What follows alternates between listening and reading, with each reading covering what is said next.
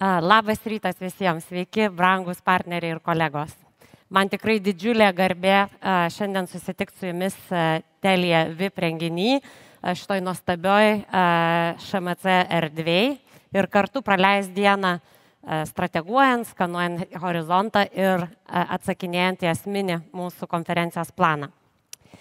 Kai prieš 3 metus tapau naujai iškepta įmonės vadovė, paskambinau savo senam mentoriui didelės įmonės Anglijoje CEO-zui ir paklausiau, kokį vieną patarimą man duosi, kaip man suprasti ir įvertinti savo misiją. Jo atsakymas buvo labai paprastas. Jis sako, tu įsivaizduoji, kad įmonė yra kiaušinis ir tu laikai jį savo rankoje. Kas tame kiaušinėje, tik tai tu pati gali nuspręsti. Ar ten yra kovingas drakonas, ar bailus strutis, ar drąsus erelis.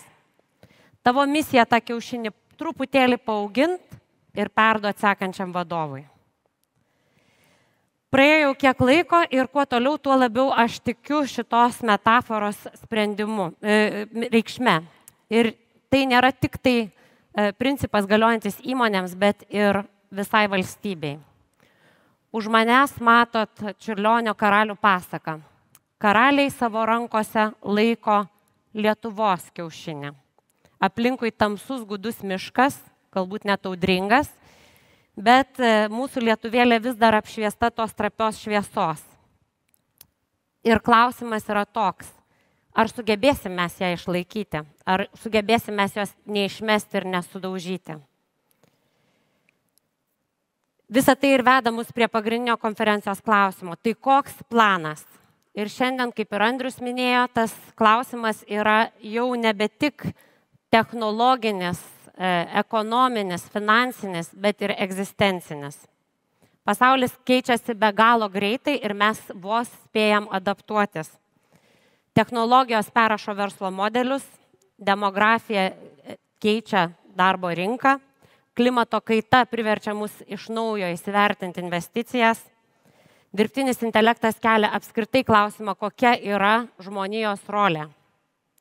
Tiesos reliatyvumas plačiai atveria duris populizmui ir meta iššūkį vertybėms.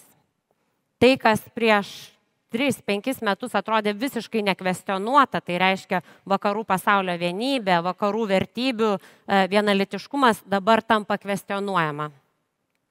Ir tai yra kontekstas, kuriame veikiame mes visi, nuo valstybės politikos formuotojų iki verslo lyderių. Ir neveikimas, to, kas vyksta ignoravimas, yra pats blogiausias sprendimas, nes jis augina strutį. O strutis arba labai greitai bėga nuo problemų, arba tiesiog įkiša galvą į smėlį, kad jų nematytų.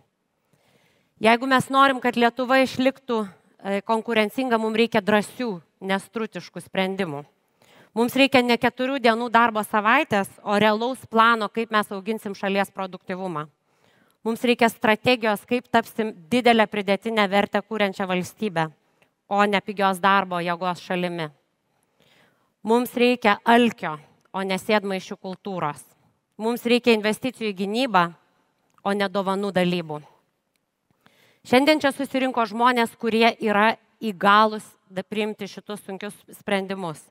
Viešasis ir privatus sektorius, verslas ir akademija, technologijos ir kultūra – tai nėra atskiri pasauliai. Tik tai veikiant išvien mes priimsim teisingą sprendimą. Čiurlionis kadaise rašė, kad visus savo darbus jis skiria Lietuvai. Ir tai yra ne deklaracija, o tai yra vertybinė pozicija.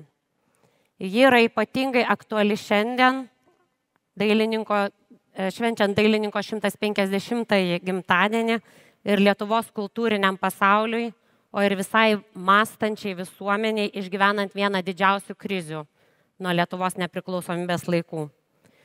Šiandien mes stovim tamsioj girioj, mūsų rankose Lietuvos likimas. Linkiu šiandien visiems rasti savąjį atsakymą į klausimą, tai koks tas planas, ir turėti drąsos jį įgyvendinti. Neauginkime stručio, auginkime erelį. Ačiū.